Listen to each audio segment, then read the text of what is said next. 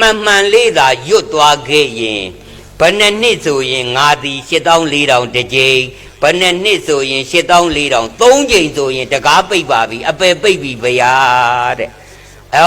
3ကြိမ်သာအောင်သွားခဲ့ရင်မရွတ်ဖဲနဲ့မနေနိုင်တော့ဘူးတဲ့မရွတ်ရရင်အိပ်မပျော်တော့ဘူးဘလောက်ကြိုးစားအိပ်အဲ့ဒီအခါနတ်ကောင်းနတ်မြတ်တွေကဝိုင်းပြီးကူညီတဲ့အတွက်ရွတ်ဖြစ်မှပဲအိပ်ဖြစ်တော့တယ်အဲ့ဒီတော့မှအိမ်မက်ကောင်းရာကောင်းနေနဲ့အကျိုးပေးကောင်းနေနဲ့အောင်မြင်မှုတွေဇက်တိုက်ရပါလိမ့်မယ်ဘုရားလူပေါင်းလောကမှာဗုဒ္ဓသာသနာကြီးအဲ့ဒီတော့မှထွန်းကားမှာတဲ့အခုဘုန်းကြီးယဟန်တွေကသာသနာစောင့်နေလို့မရဘူးနော်သားတို့သမီးတို့ဗုဒ္ဓဘာသာဝင်တွေကကိုယ့်မိသားစုကိုစောင့်ရှောက်ရမယ်တရဏဂုံနဲ့စောင့်ရှောက်ရမယ်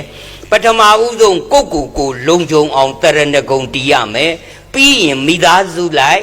မနဲ့အိယာထတာနဲ့အကုန်ထလာဟိတို့ရွတ်ပြီးတော့မှပြန်အိတ်ချင်အိတ်သဘောပေါက်လားမျက်နာလေးတစ်သွားလေးတိုက်ပြီးတာနဲ့လာရွတ်မယ်မိသားစုထဲမှာအသက်အကြီးဆုံးဘသူရှိလဲအသက်အကြီးဆုံး90ဆိုရင်အခေါင်90တမိသားစုလုံးရွတ်မယ်ညအိတ်ခါနီးအခေါင်90တမိသားစုလုံးရွတ်မယ်ဆိုမကောင်းဘူးလားအဲ့ဒါဆိုအဲ့ဒီတမိသားစုလုံးနော်ဘလူးစားတဲ့ဘေးနော်ယောဂဇိုးတွေအကုန်လွတ်ပါလိမ့်မယ်ဘုရားတဲ့တရားမင်းကဘုံဘုံကိုလျှောက်ထားတာသဘောပေါက်လားဒါ